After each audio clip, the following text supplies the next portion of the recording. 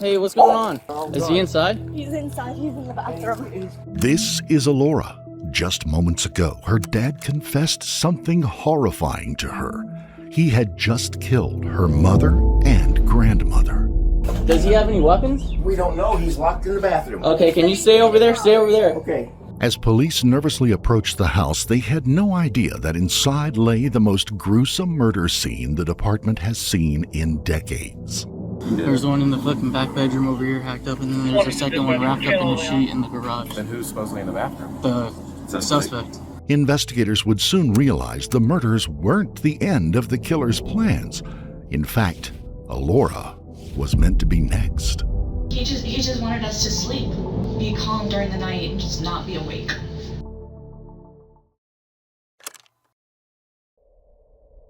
It all starts early Saturday morning when the Pinellas County Sheriff's Office received a call from the daughter. The report is disturbing. Her dad has just locked himself into a bathroom and confessed to something truly terrifying. Cops were immediately dispatched, hoping to catch the suspect.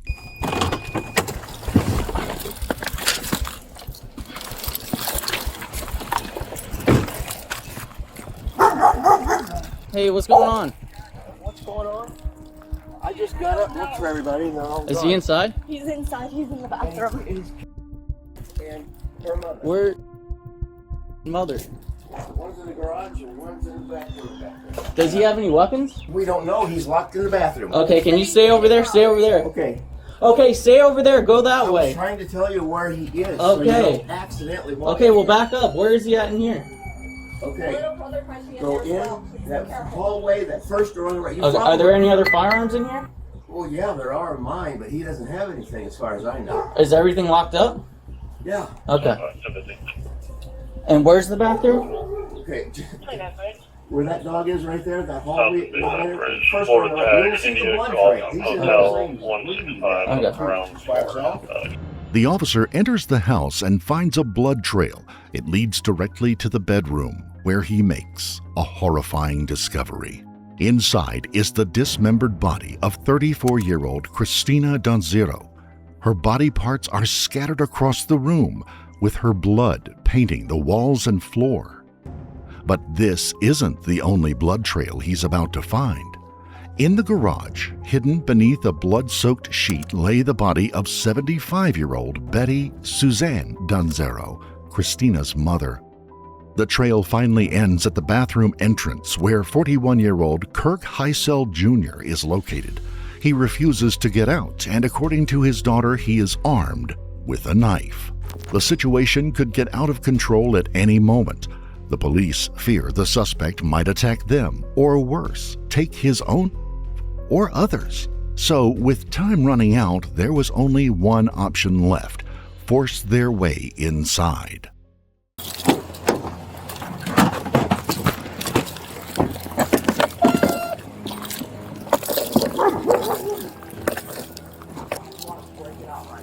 See if you can break it out. Hey, sorry, we're gonna make our way with the shield. See if where's the bathroom at? Is it gonna be to the left, like west side? Yeah, that's why I don't know. Who's going first? Go first. Go first. You want to go? You want me to go? This thing's weird. Oh, yeah, yours is the biggest. Yep.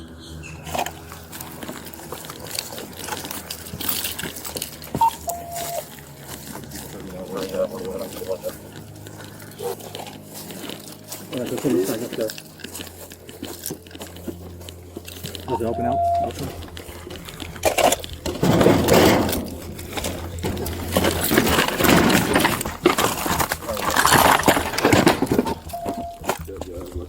Step. So it's going to be in here, right?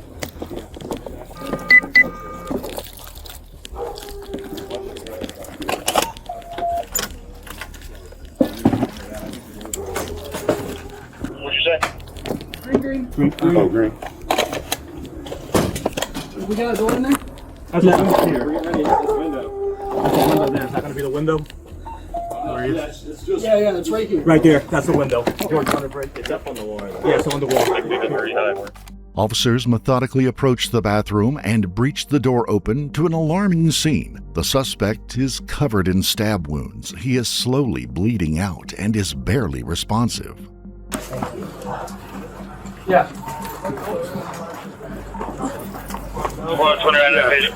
A lot of blood inside, All right, Kirk, guys. I got you, brother. 129 at patient. A lot of blood inside. Your son, sir, The wrist is cut. are 253. Chest, And chest sir, is bring Go, put him on. Bring it, touch, bring it, bring down. 129, come on. Want him on? We're doing it. 1, 2, 3. Hold on. Pull him up, pull him up, pull him up. All right. There. Okay. You guys? In a matter of seconds, emergency services arrive to take him to the nearest hospital, praying he survives.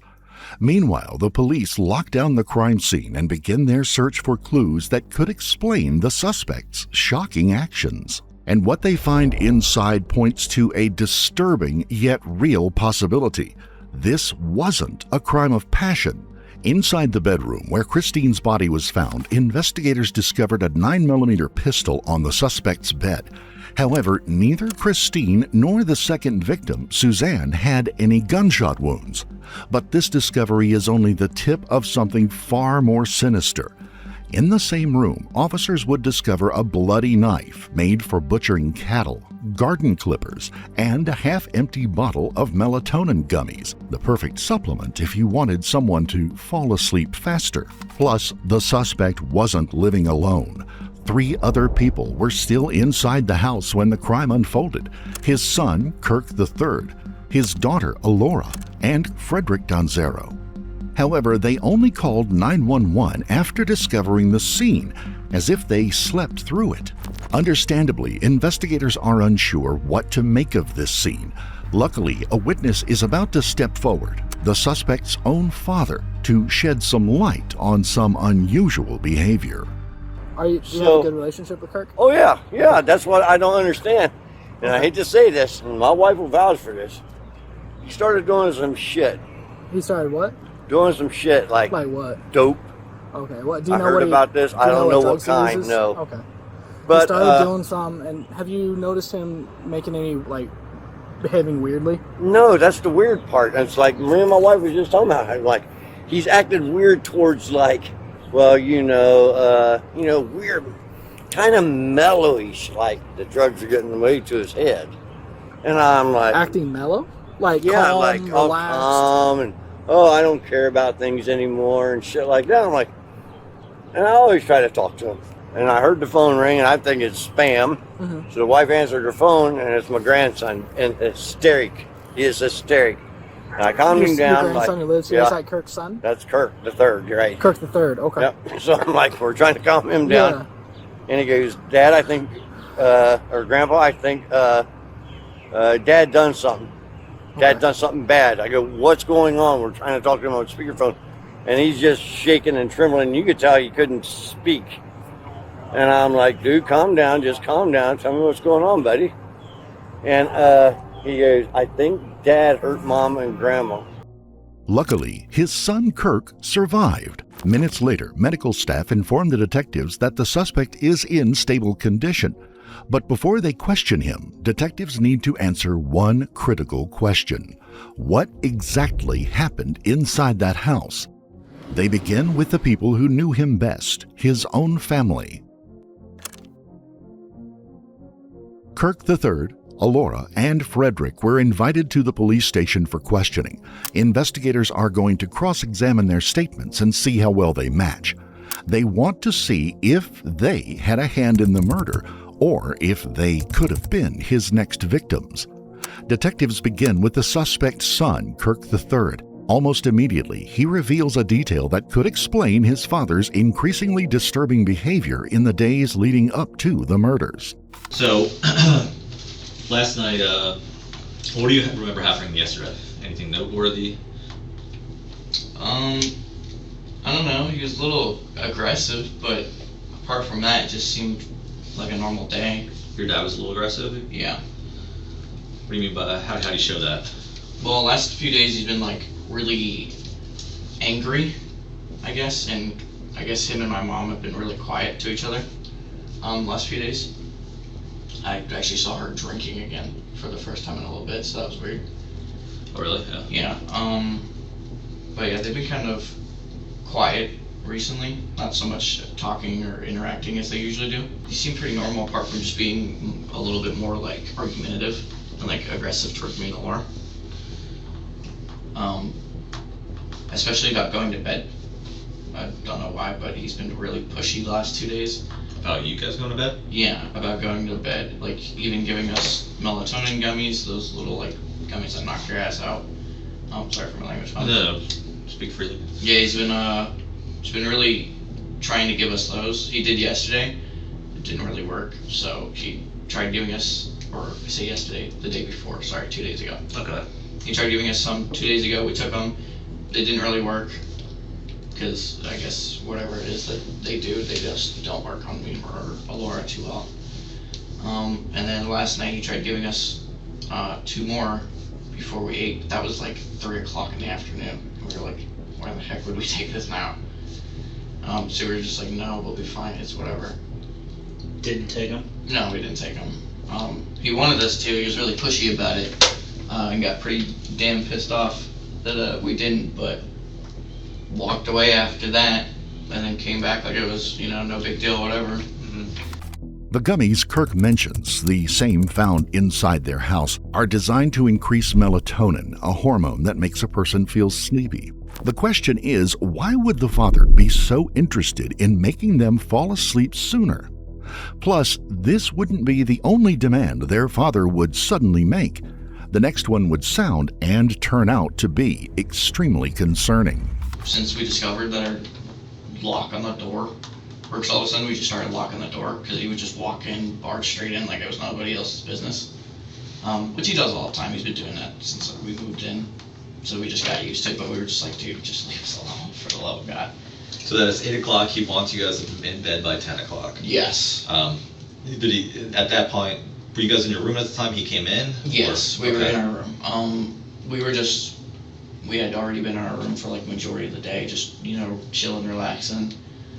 And he just kept coming in, just asking us to go to bed every like 10, 15 minutes. He'd be like, 10 o'clock, I'll be back. And he's just up our ass about it. But like I said, we just eventually just locked the door and he got really pissed off about that. Like really mad. Last night this is? Yeah. And we were like, dude, why can't we lock our door? It's not your room, it's our door. Did you unlock it or is he yelling from the hallway? How'd he get mad? Well, he was banging on the door. He's like, unlock the fucking door. And we're like, why? And he's like, just unlock the fucking door. God damn it. So we unlocked the door and he's like, don't you lock this damn door. I'm just like, why? Because like I finally was just like, why can't we lock the damn door? Because she was gonna say something, but she's kind of skittish against doing that too much. But I'm not. So I just was like, why the hell do we have to keep the door unlocked? And it's our room.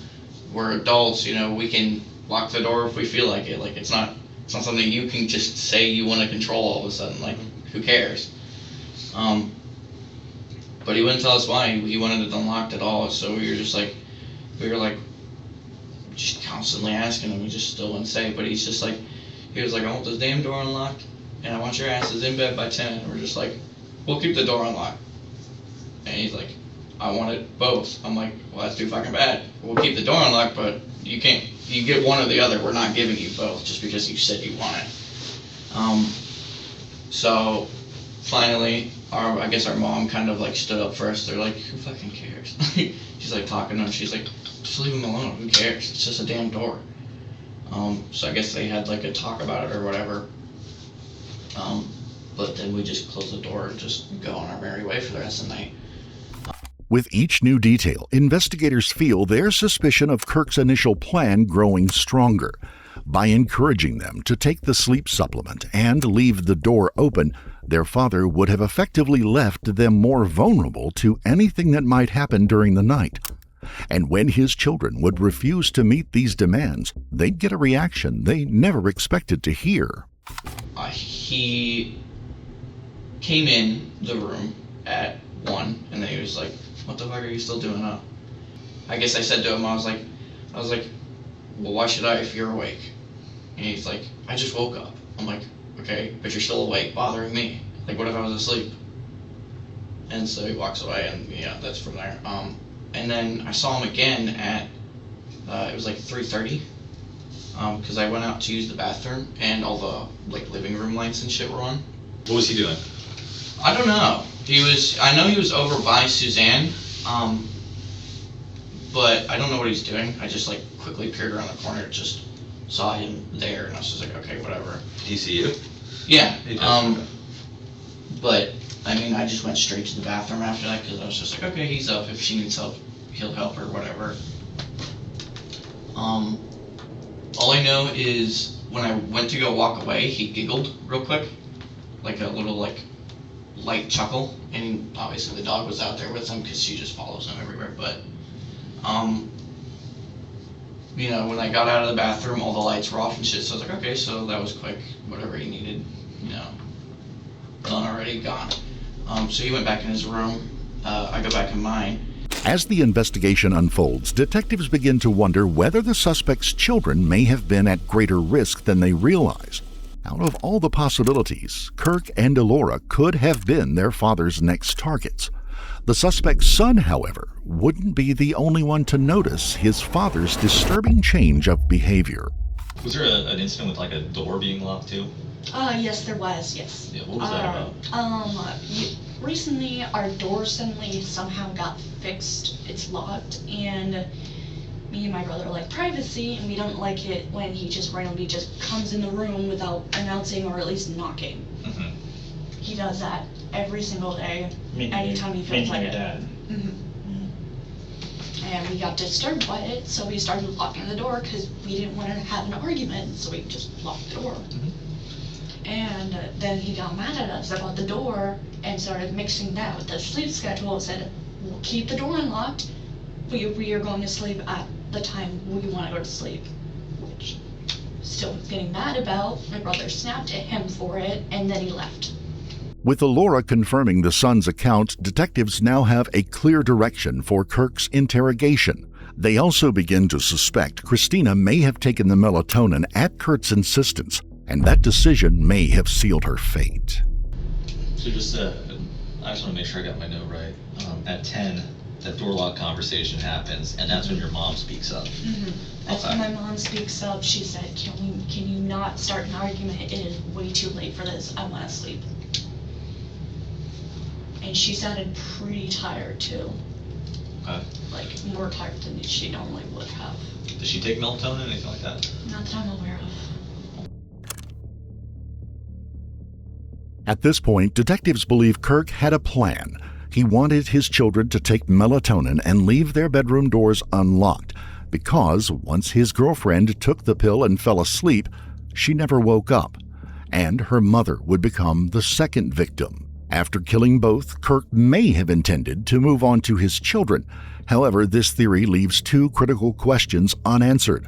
Why did Kirk have a 9mm pistol on his bed, and where was Frederick during all of this? Was he somehow involved in these senseless murders, or was he meant to become Kirk's final victim? And I think if I hadn't woken up, I'd be the third one there. But before we get to that, while most of us never expect to be caught up in something as extreme as this case, the truth is, life can change without warning. There's a reason victims don't have to face this sort of thing alone, just like there's a reason why Morgan & Morgan is America's largest injury law firm. They've got more than 1,000 lawyers and 100 offices nationwide, and hiring them is like hiring an army to go into battle. For over 35 years, Morgan & Morgan has been fighting for the rights of everyday people and have recovered over $30 billion for their clients. They're committed to getting the best results possible, and their fee is completely free unless they win. So, if you've been injured because of someone else's negligence, you deserve to be compensated. For more information, you can check out Morgan & Morgan at forthepeople.com/beyondevil and see if you have a claim. Last night, we went down to my sister's to eat dinner. We got some Chinese food. Everybody, all 6 people? No, not them. Just No. me, my wife, and my sister and her husband. Okay. And we came home. Everything seemed fine. She went to bed, and I took the dogs out, and then I went to bed. And the dogs I'm really worried about too right now. About the only thing I got left.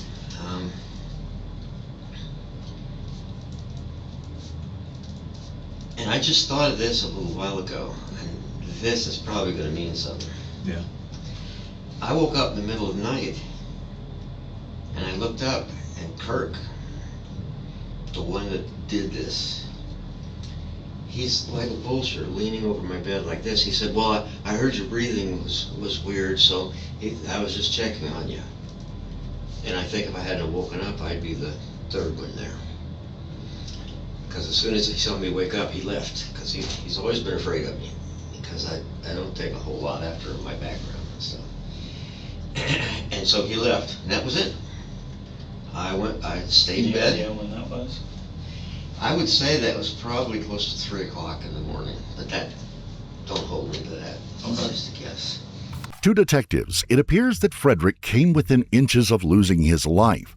There is a chance that Kirk intended to kill him right at that moment, but was caught off guard when Frederick suddenly woke up. Yet, for reasons still unknown, Kirk left him unharmed. Frederick was lucky. Tragically, the same cannot be said for the 2 people closest to him. And so I went back to sleep.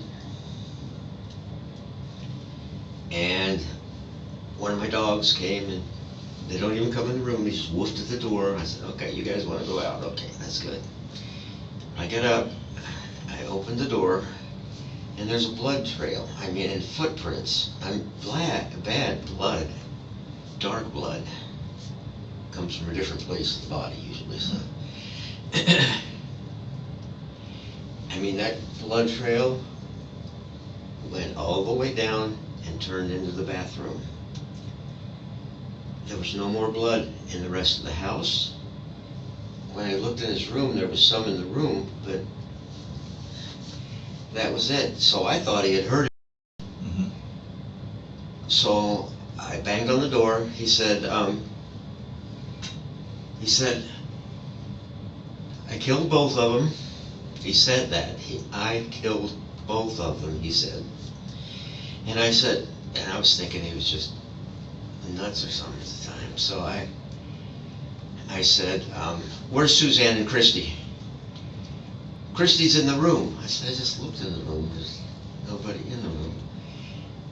I said, where's Suzanne? He said, in the garage. Yeah. And he said, I cut my, and but I won't die. I said, what did you think happened last night? And he said, God told me to do this stuff. And he said, I'm really sorry. I'm sorry. The door was locked to the bathroom. He said, I'm just laying in here.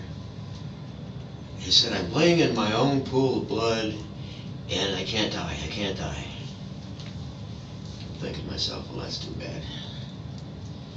But, so I go and out in the garage, and all the bedding from her bed, she was rolled up in that, laying on the garage floor. And I wanted to make sure that he just didn't think they were dead. So I tapped on it. Suzanne. Nothing. And so I went back in then, and I went down the hallway again into the other room, and over on, when you walk through the door, way over on the left was the rolled up bedding from that bed. And I know I shouldn't touch anything, but all I did was open the thing, and all I saw was just like a head or an arm or something. I could see where something had been removed. And Wrapped up in sheets? And it was all wrapped. She was all wrapped up in the bedding that was on their bed last night. Both Kirk III and Elora would later confirm finding their grandfather in front of the bathroom door, talking with the suspect, after finding both victims dead. Frederick would also back up their testimonies, claiming he heard them arguing with Kirk over a locked bedroom door. So far, everything lines up perfectly. Detectives are convinced they weren't accomplices, except for one major detail that puzzles investigators. Kirk still had one thing in his possession, a 9mm pistol. They still don't know how or when he obtained it, but they know that Frederick has a whole arsenal. There's still a chance Frederick either provided him with the weapon or his own gun was stolen. How about, speaking of like 2x4, anything in the house, weapons that you know of, maybe he has access to, knives, anything related? Yeah, they've got, in fact, when I went in to look for Christy, I think I saw a knife laying on the bed. And the kids said they thought there was a gun on the bed. I didn't see a gun on the bed. I can give you his gun because, oh, that's something. He was getting to feel a little weird. He said, would you sell my gun? I've got his gun. It's in the locked in the trunk of my car. And I've got guns. My 45 and my 380 and all my and my grandpa's and my dad's hunting guns, the long guns, in the, but it's locked in a big gun cabinet with plexiglass on the front stuff. No, he's never touched any of mine, never gotten in any of them. Where's that gun cabinet? In my bedroom. He doesn't have access, he doesn't have the key or anything? No, nobody's got the key with me. And I lose it half time and can't get in myself. If what Frederick told them is true, then only Kirk can tell them where he got it from and why. However, just as they are about to end the interview, Frederick remembered something he felt could be incredibly important to this investigation. You said he had a gun, like a handgun? Yeah. When you take me back to the garage, you can have the damn thing. Do you remember what it is, or you said it was in the trunk of your car? Yeah, it's an automatic. It's 9mm, but I never even opened up the case that he had it in. How long ago did he ask you to sell it for him? A couple months. And I got the feeling maybe he was worried about shooting him at that time. That's why you think he asked you to sell it? I was thinking that maybe that's why. I didn't have any inclination he would hurt anybody else or anything. At this point, it seems the suspect retrieved the gun while everyone was asleep, but he never meant to use it in these twisted murders. His primary weapon was a knife and garden clippers, which he used to dismember the bodies of his victims. However, one question remains unanswered. Why did their father target his girlfriend and her mother first? Kirk III believes he knows the answer, and it's the last thing detectives expected to hear. Why do you think Suzanne was also a victim? I actually asked my buddy Jasper about that. At one point, my dad told him he believed Mom was like a witch from ancient times, from a long descendant of really powerful witches. Which I was like, okay, so he's crazy, got it. But then it started making more sense because he was he told me he felt like the presence of a divine being while he was searching for God, but it wasn't God or whatever, some devil or whatever. Your dad told you this? No, he told my buddy that. But he's like, I could kind of feel it. Your dad was off whenever he spoke about religion or anything like that. He wasn't 100% sure on the right path or whatever that he was claiming to want to be, and that he was kind of going in a negative route for it. And I was like, okay, so he believes that, my mom's a witch from a descendant of powerful witches, so then I would place Suzanne at the pinnacle of it too, because, birth giver of that. So I was like, okay, so then if he was targeting Mom, it would only make sense to target Suzanne too, because, like I said, descendant and kill the power where it's at, So I was like, okay.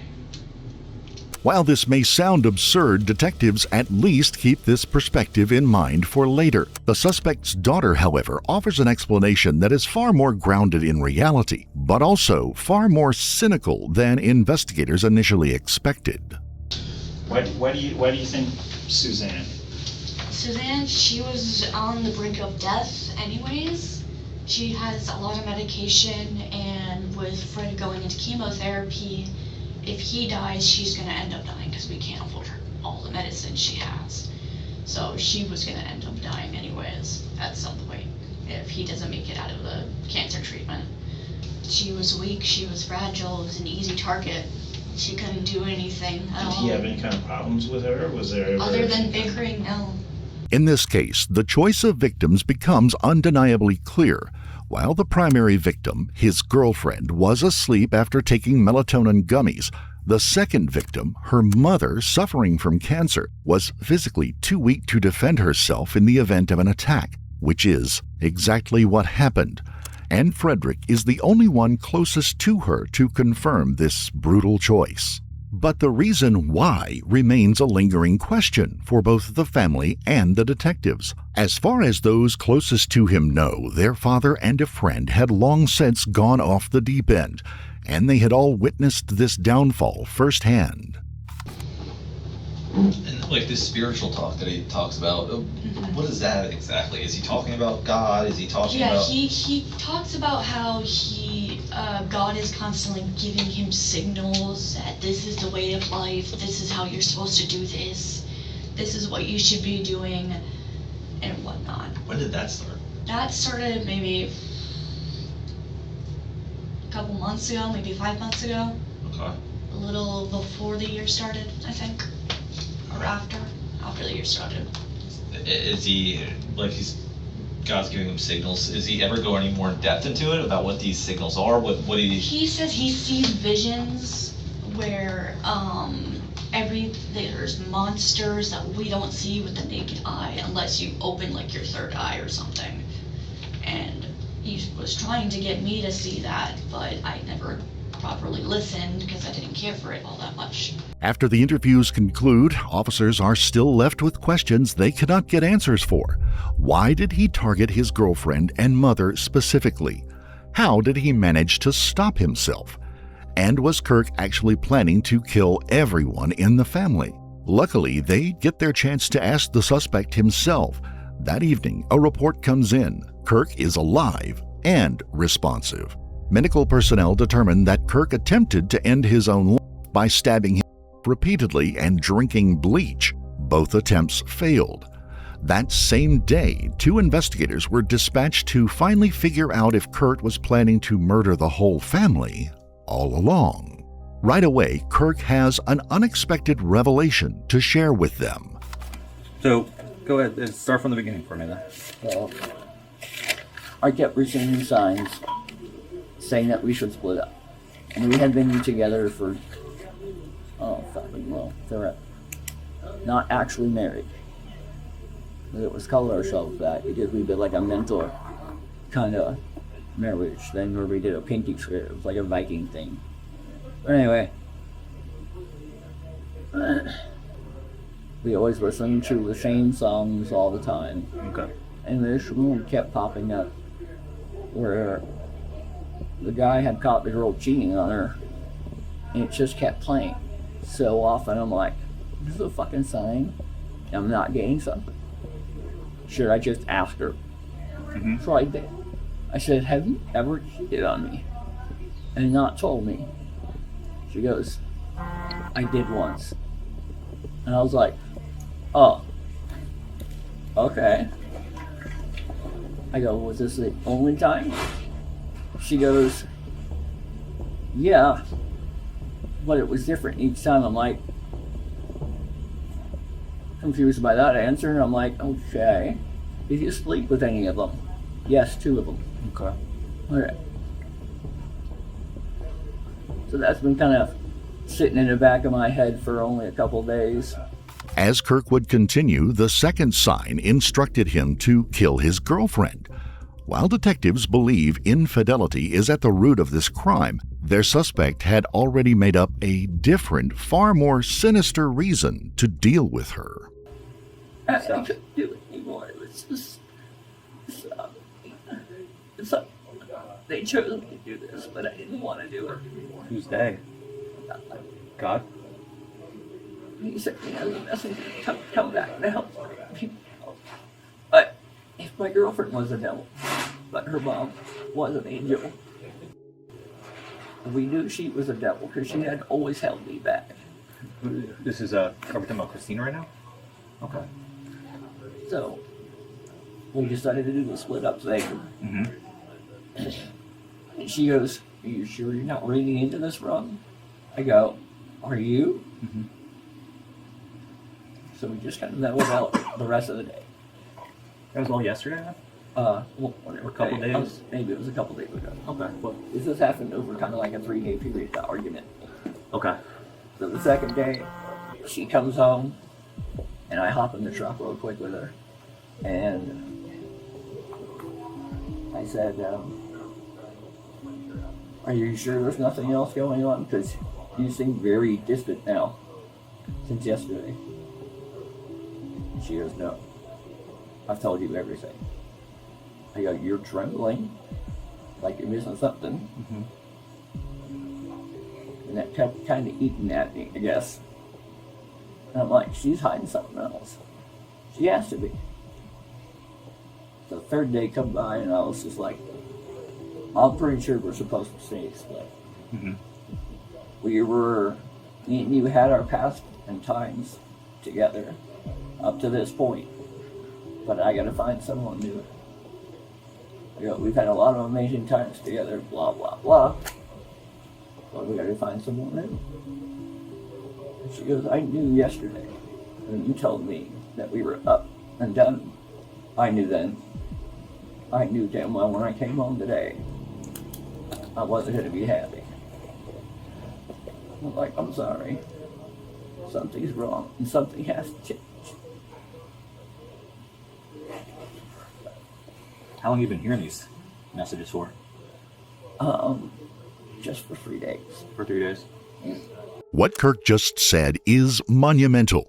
He confirms his own family's testimonies against him, that he had been struggling with signs of a severe mental illness that grew worse with each passing day, and the breakup may have been the final trigger to set off the chain of events that Kirk would come to regret. Kirk's next target was the last of the Donzeros family, Frederick. However, just as he was about to deal with him once and for all, Kirk suddenly felt he wasn't supposed to feel midway. I got into his room. I removed his gun because I knew he had a 9mm in his top drawer. So I pulled that aside for my own safety. Because that would work way faster. Oh, yeah. And he's a big, kind of intimidating dude, even though he's asleep. And every time I tried, I just looked at him. Oh, he can't do it. Did he wake up at all during that, or? At one point in time, he woke up because he just couldn't breathe properly. He saw me standing there. I'm like, are you okay? He goes, yeah, just I can't breathe correctly. I'm like, all right, well, maybe you should change positions with him. Okay. Were Suzanne and Christina already had passed by that time? Yeah. Unknowingly, he confirms Frederick's statement and the officer's second clue. He did retrieve a 9mm pistol for his own safety. More than likely, Kurt feared resistance or even interference in his plan. As he felt intimidation, Kirk changed his plan. For the next several minutes of muted audio, Kirk would describe his next steps. He'd start dismembering Christine's body, limb by limb. The tools he used were a butchering knife he purchased from a garage sale and garden clippers. And suddenly, he'd receive another sign telling him to do something that make the officers shiver. I'm like, that seems a bit excessive. I don't think I've gone that bad. And then they said, rip her heart out and eat it. I'm like, well, I definitely ain't doing that shit. Yeah. Did you try to do that at all? Like, any cuts over there? What did you do to Christine? They tried to get the heart to remove? Yeah. No, okay. He went against it and left Christine's body in the bedroom. However, he had no strength to dismember Suzanne, so he left her body in the garage and covered it with any bedsheets he could find. Now, the only ones left in Kirk's twisted plan were his own children. So, how about Kirk, your son, and your daughter? Did they stay up late typically? Like, what was going to be the... Were you wanting them to go to bed early for a reason, Kirk? Yeah, I did. With this admission, Kirk finally confirms what detectives had been suspecting all along. Kirk pressured them into eating melatonin gummies so they would fall asleep. Once he dealt with his first victims, he would finish them off and end his plan. Up to this point, Kirk has been repeatedly mentioning signs that God sent him. Those signs urged him to commit the murders, dismember the body, and even end. From the outside perspective, this sounds like a perfect plan to remove all responsibility for his actions. But officers are puzzled about those signs. How did they appear? What form would they take to push Kirk beyond his limits? And the suspect's explanation is as twisted as you would imagine. I went to work with her, and she worked in a smoke shop. I'm just sitting there in the lobby, waiting for people to come in. It's really, really slow. 2 different people came in. They were slightly different shirts. Both of them said liar and cheater, and both of them had decapitated teddy bear heads. Later on that day, as we were going home, sitting at a stoplight, same exact t-shirt pops up from a different person. What people would consider a regular, coincidental event, Kurt saw as a sign that kicked off his brutal rampage and a plan that almost ended his entire family because of 2 t-shirts that had no direct relation to the situation. With that, the interview wraps up and Kirk is left to recover. Shortly after, he would be booked into the Pinellas County Jail. As of July 2026, he is charged with 2 counts of first-degree murder and is awaiting trial. Because first-degree murder is a capital felony in Florida, a conviction could carry a sentence of either life in prison without parole or the state's harshest punishment, the death penalty. We would like to extend our sincere condolences to the friends and loved ones of the Donzero family for their loss.